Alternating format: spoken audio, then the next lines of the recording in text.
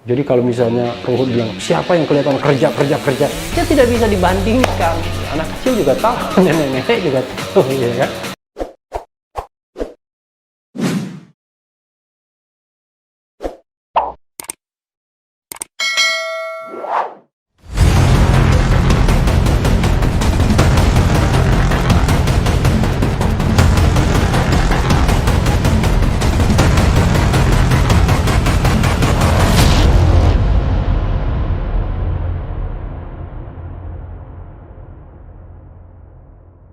Assalamualaikum warahmatullahi wabarakatuh, Sobat RH sekalian. Jumpa lagi kita di channel yang keren ini, keren cadas. Kali ini saya mau menjawab Ruhut Sitompul ya.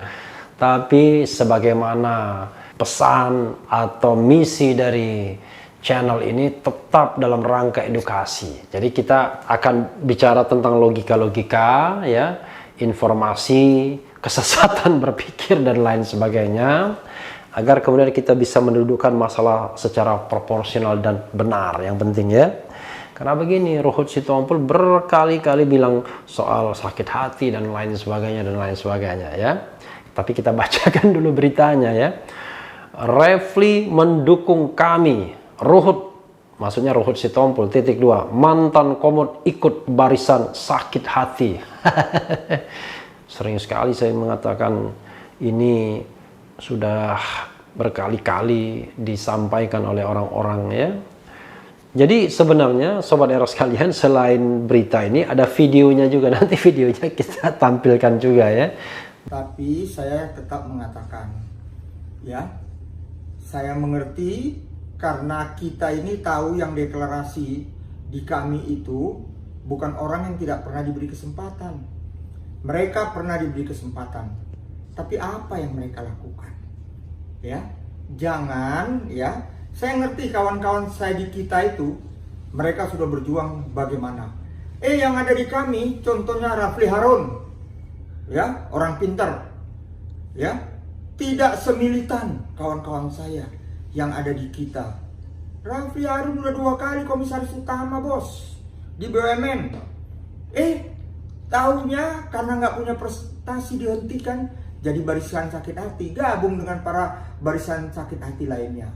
Udah belajarlah menunjuk hidung sendiri sebelum menunjuk hidung orang lain.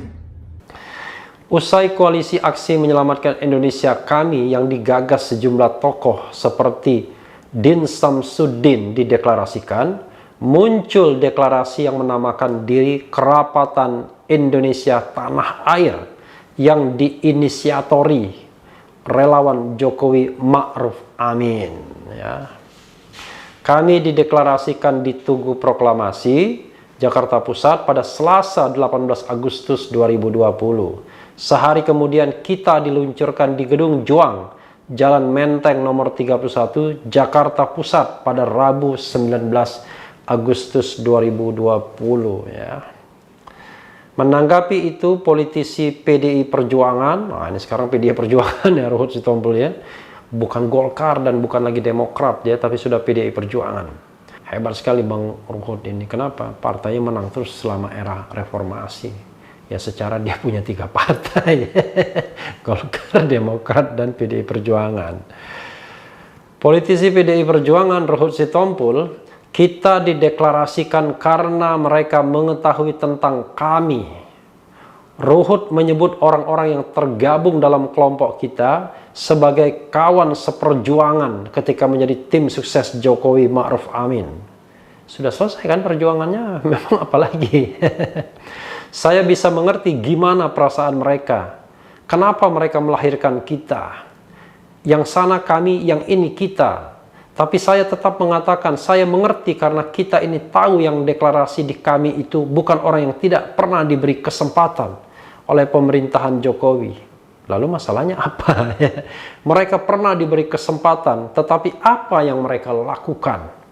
Luar biasa ya. Katanya dalam video yang diunggah di akun Twitter pribadinya. Dia kemudian menyindir sikap Refli Harun, salah satu pendukung kelompok kami. Saya bukan pendukung, saya deklarator. Saya diundang oleh Din Samsudin ya untuk ikut bergabung, ya saya bergabung karena saya percaya dengan Din Samsudin, paling tidak kan begitu.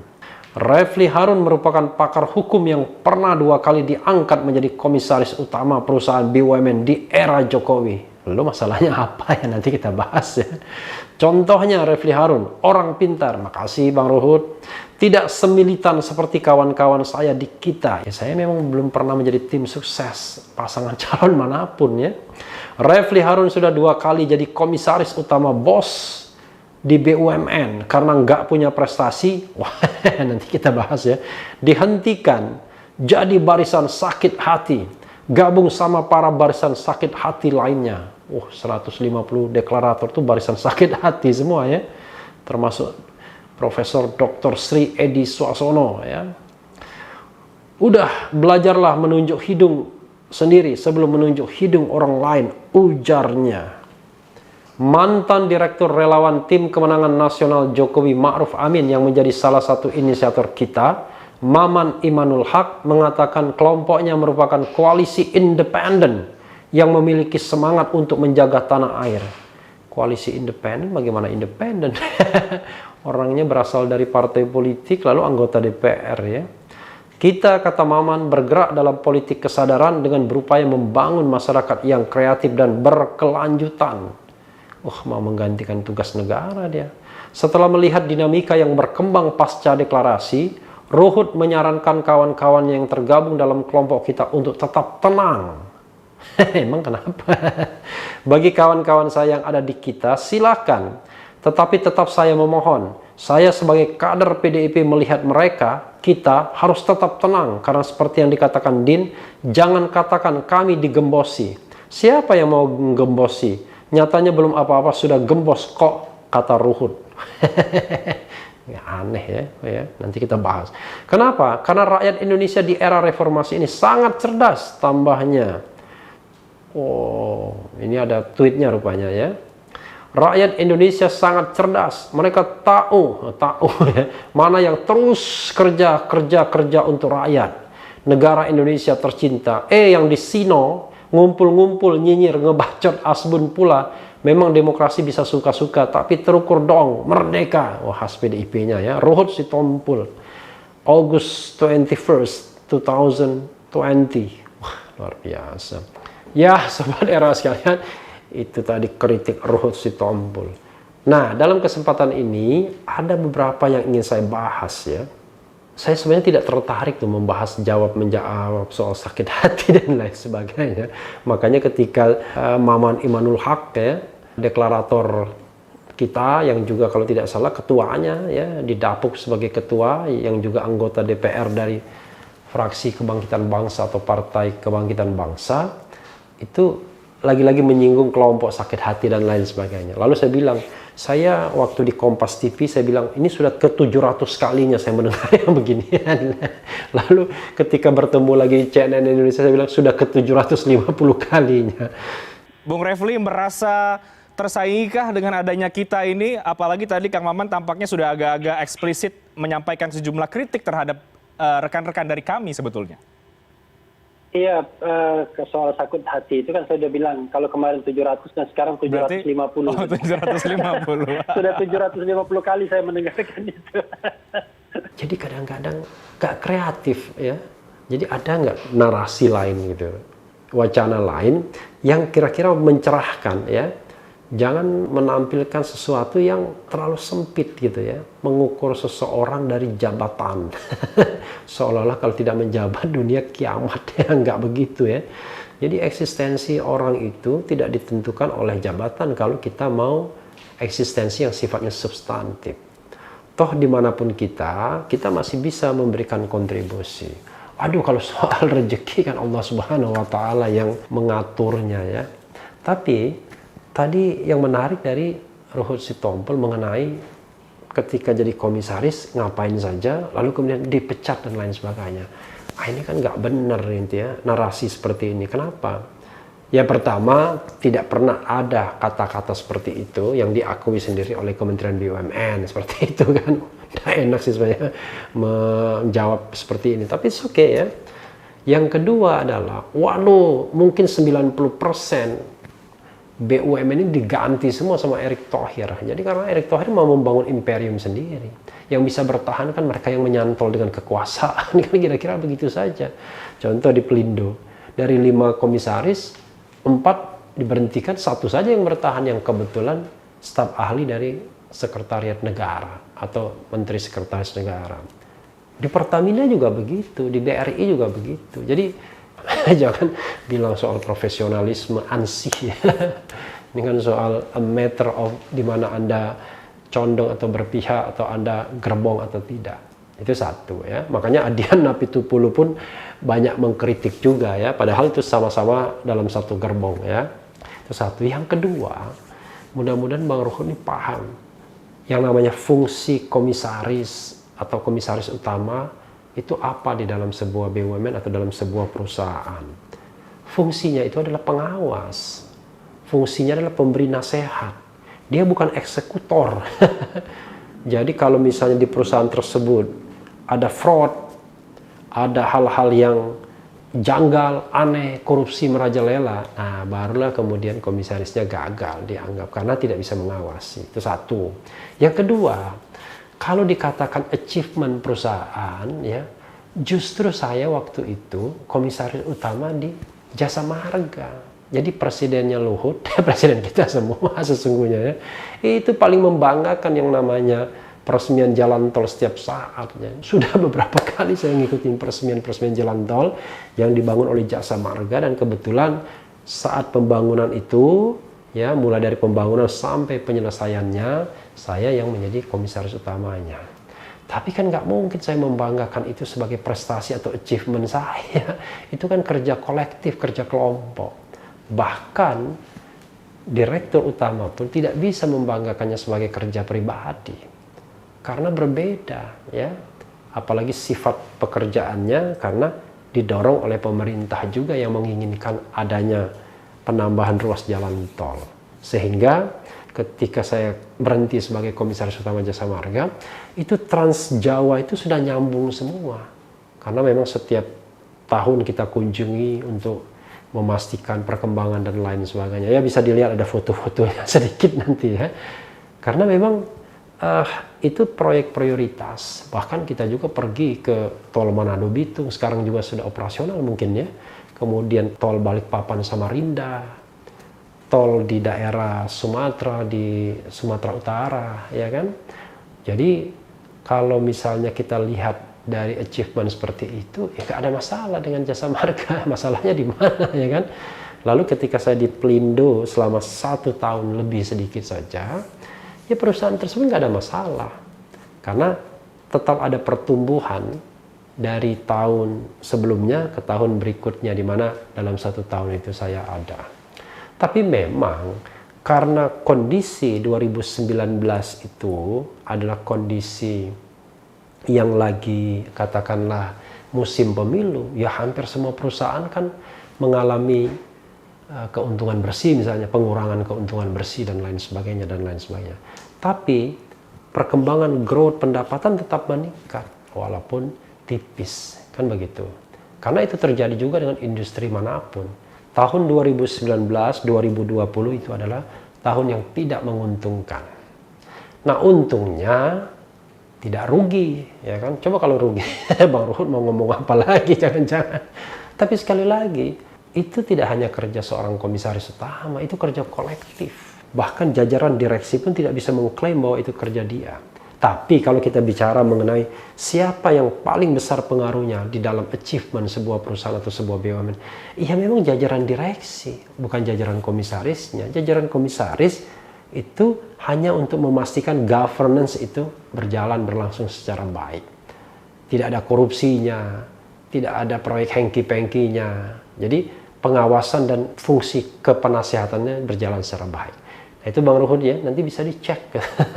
Mudah-mudahan sempat ngecek ya. Jangan asal bunyi aja Bang, nggak enak tuh asal sarjana hukum asal bunyi aja.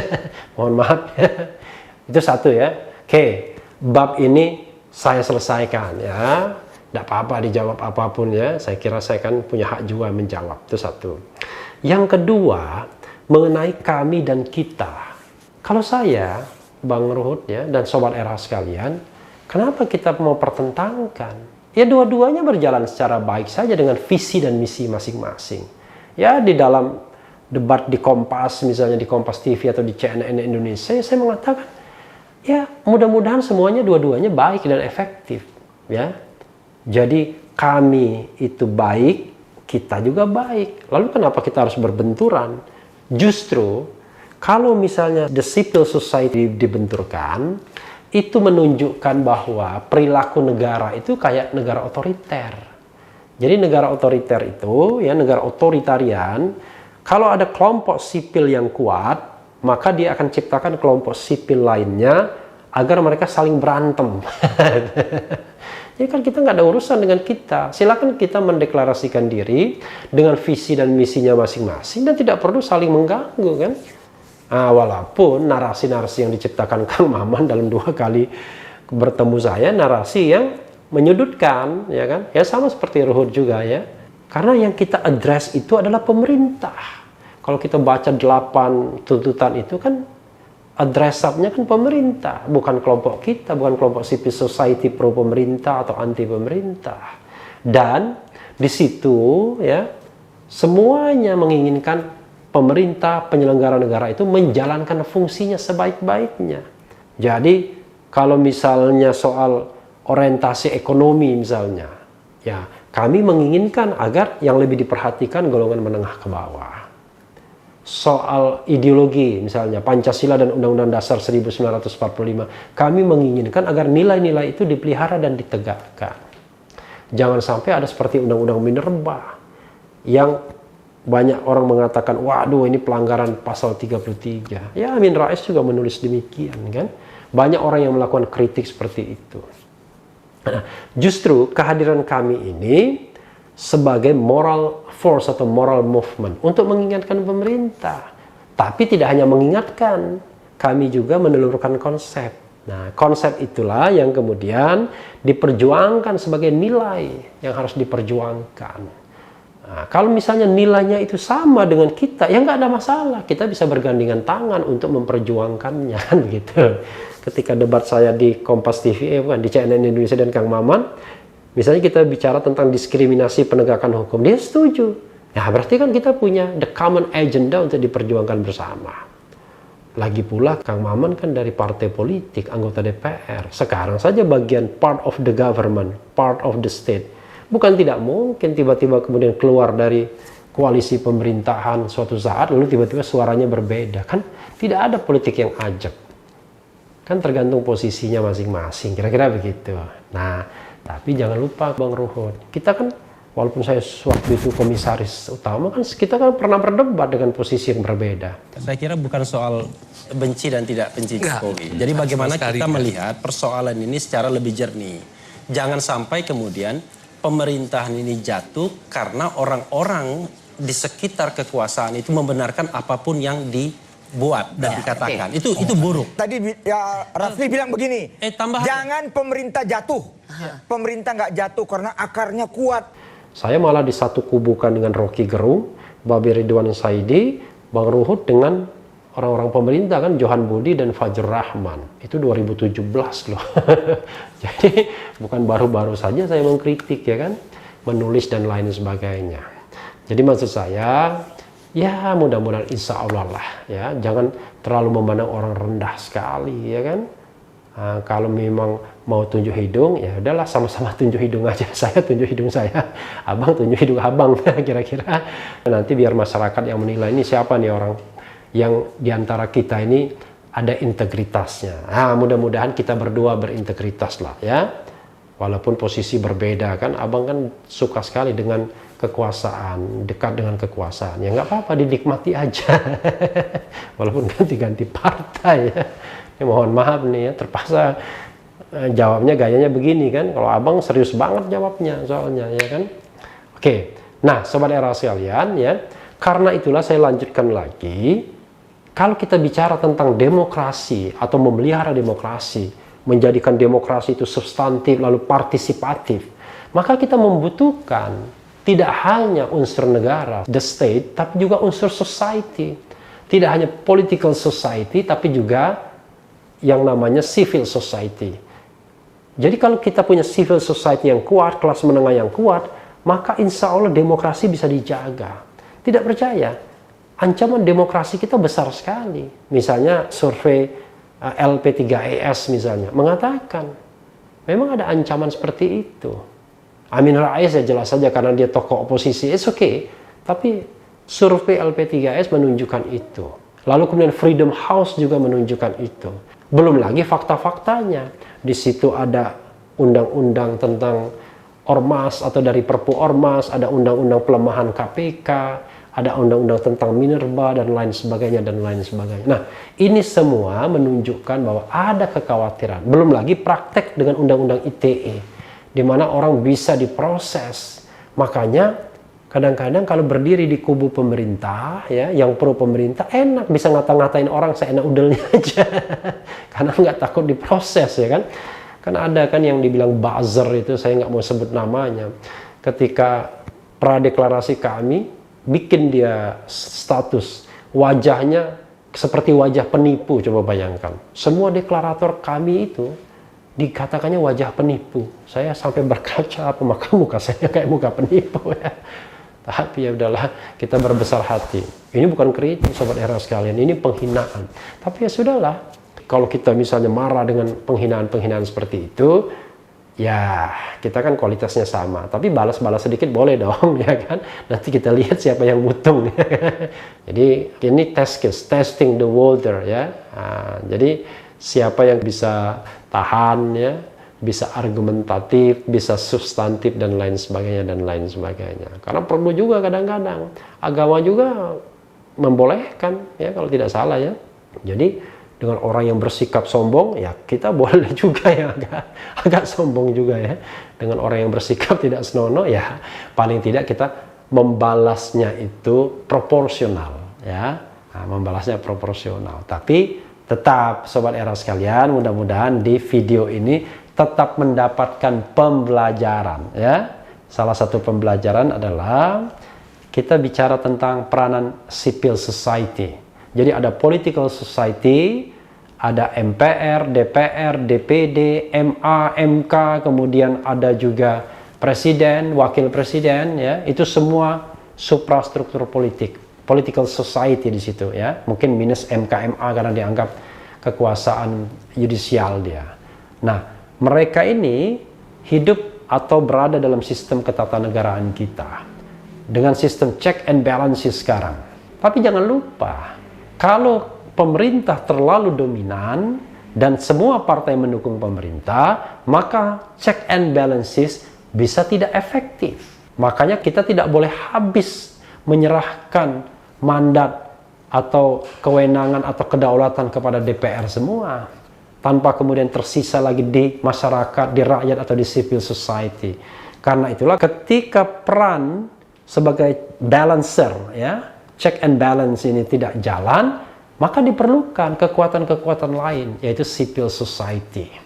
Nah, kami itu paling tidak bisa bermitra, ya, berdiskusi dalam wacana. Kita ya silakan mau di mana wilayahnya, tapi yang jelas tidak bisa menggantikan fungsi negara. Jadi kalau misalnya Ruhut bilang siapa yang kelihatan kerja, ya tidak bisa dibandingkan. Ya, anak kecil juga tahu, nenek-nenek juga tahu, ya kan? Antara pemerintah dengan rakyat yang nggak bisa dibandingkan. Presiden Jokowi itu adalah presiden yang diberikan amanah dan seluruh resources itu ada di tangan dia, baik itu financial resources maupun state aparatus termasuk birokrasi. Semua BUMN itu tunduk di bawah dia semua. Mana bisa dibandingkan dengan civil society? Ini pikirannya gimana ini? Justru kita harus menuntut. Anda sudah mengerjakan amanahnya belum? Yaitu melindungi rakyat, mencerdaskan rakyat, dan mensejahterakan rakyat. Kalau belum, kita tagih. Karena itulah janji kemerdekaan. Janji yang diamanahkan, yang harus dijalankan setiap pemimpin. Kan begitu, ya kan?